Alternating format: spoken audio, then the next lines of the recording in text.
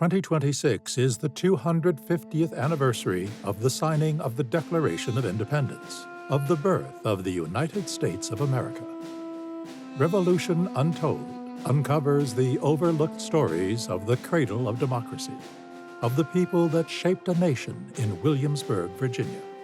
The past is not complete until all its voices are heard. This is Revolution Untold.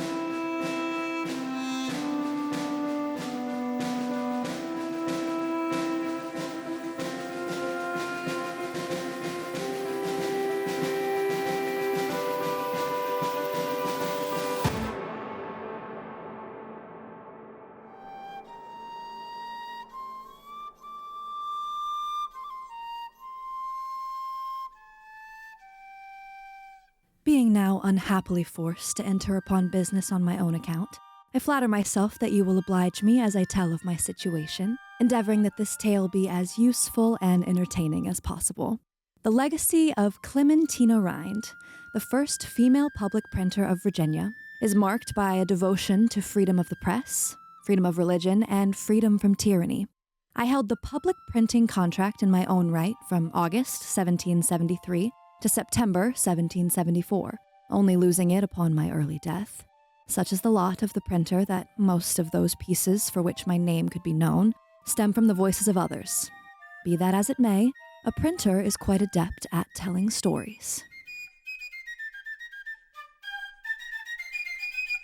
Clementina Rind, born around the year 1740 in England to the English minister John Grierson, the curate of Savoy Chapel.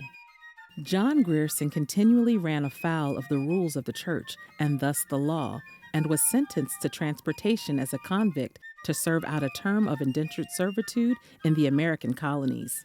He died the same as so many did of the brutal conditions aboard convict ships before he would ever reach the colony of Maryland aboard the ship the Greyhound. Clementina arrived on the Greyhound to Annapolis alone in early 1756. In her letters, Clementina blamed his death on the injustice perpetrated against him and her own misfortune, a result of the same source. During her time in Annapolis, Maryland, she married the printer William Rind sometime before 1762, becoming Clementina Rind, a printer's wife. She found a partner in William, his own family history putting him in a position similar to her own. William Rind's career as a printer began with an apprenticeship to Jonas Green, who was himself the public printer of Maryland, and William later became his partner in business. The Greens and the Rinds grew quite close, and Clementina Rind remained in contact with Jonas Green's wife, Anne Catherine Hoof Green, throughout her life, a relationship that served to guide her in the later upheavals she faced. In late 1765, the family uprooted from Annapolis to set up a home in Williamsburg. At the behest of members of Virginia's political milieu, William Rind was invited to establish a free, uninfluenced press, one that was not answerable to the royal governor. The Gazette ran in direct competition with the Virginia Gazette of Alexander Purdy and John Dixon. William Rind won the competitive public printing contract and firmly established the Gazette in 1766, tasked with printing official publications and messages to Virginians. The Rinds established themselves firmly in the community life of Williamsburg, and the capital city was the birthplace of many of their children. One of those children born in Williamsburg was named John Grierson, honoring the legacy of Clementina Rind's convict father and his breaking from the Anglican Church. William Rind faced numerous difficulties as a businessman in Williamsburg and struggled with debt throughout his tenure. Clementina Rind was a partner in the business with her husband, despite her name not appearing as a co-owner, and stayed closely involved in the operations of the paper. In 1773, a late August edition of the Purdy and Dixon Virginia Gazette carried the announcement that William Rind died of a lingering illness and commended him for his impartial management of the colony's news, as well as his dedication to how the freedom of the press contributes to maintain and extend the most sacred rights of humanity. Such was the legacy Clementina Rind had supported and was left to defend. Grief serves only a stumbling block when there are children to feed and debts to pay. I wasted little time in assuming control of the business, and printed my first edition only days after William's death, with the September 2nd paper, in which I entreated my subscribers for continued support from the public in general and from the Honorable House of Burgesses in particular. The whole of William Rind's belongings was put to sale to cover his debts, and I was able to purchase the press and some other household goods on credit, which I later paid for with a kind of circular loan, for which I listed the press as security. I began restructuring the Gazette under my own leadership. I will flatter myself in saying that my professionalism and capability were clearly not in question by the local authorities, as I was soon awarded the public printing contract for the colony amidst fierce competition, like William before me. As the public printer, Clementina Rind was responsible for printing government documents, a state of affairs which set the Rind, Virginia Gazette at the center of the burgeoning revolution in Virginia. It was Rind's Gazette which printed the infamous call for a day of fasting, humiliation, and prayer, in solidarity with the people of Massachusetts due to the closure of the Boston port by Parliament as a result of the Boston Tea Party. In response, the royal governor dismissed the elected body of the government. Consequently, they continued meeting in a tavern in one of the first direct acts of defiance against the royal governor by patriot leaders. The Gazette, which included rebukes of parliamentary overreach, was rife with pieces which might provoke the ire of the establishment.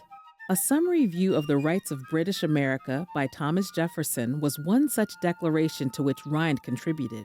Today, it is widely considered to be the precursor to the Declaration of Independence. Rind maintained her family roots and values throughout her tenure as printer of the Virginia Gazette. Other pieces produced by her Gazette included a confession of faith held by a society of friends, and further in the realm of the religious, a copy of the controversial text, The Doctrines of a Middle State Between Death and the Resurrection, inscribed with Clementina Jane Grierson, the gift of her father, 10 October 1755, made its way into the collection of Thomas Jefferson. Controversial or otherwise, Rind held throughout her life to the example set by her father, practicing that devotion to freedom of religious thought that would later be ingrained in America's values. Highly principled, the Gazette of Clementina Rind refused to print anonymous pieces without evidence of the claim or the identity of the accuser, a stance which provoked attack from her competitors. Rind's Virginia Gazette highlighted women's perspectives and courted the female reader, including poems and acrostics. Rind sowed her own convictions through the Virginia Gazette as she spread the news of the Revolutionary era.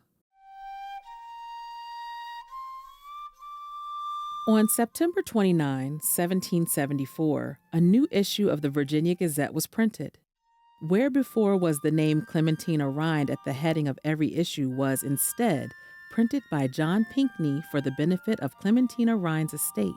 A eulogy submitted by a constant reader proclaimed, "Shall Clementina's praise remain unsung?" It evidently would not remain so as such praise continued in later prints of the Virginia Gazette. Clementina Rind died before she could see the birth of a new nation. Though she may not have seen those values she embodied in life become codified in the new republic, through her Virginia Gazette, she left an indelible mark on American history. You will forgive me for carrying on so, I hope. There's always so much to tell. It is easy to miss the story of a widow amongst the many who shaped America. Had a less free-minded Gazette supplanted the Virginia Gazette after William Rind's death, the political tendencies of Williamsburg may have looked a bit different as the Revolution drew near. My most apparent accomplishments involved elevating the voices of others through print. And yet, it is in living those values of freedom and spreading them to the people that a nation can truly be built. And now, more thought has been spread, more stories been told. Such is the nature of a printer. By sharing these stories, we remember more fully, understand more clearly, and expand the story of the American Revolution. Revolution Untold is generously supported by the Williamsburg 250 Commission, William and Mary Strategic Cultural Partnerships, and the Society of 1918 at William and Mary. and is made possible in part by a grant from VA 250 Commission in partnership with Virginia Humanities.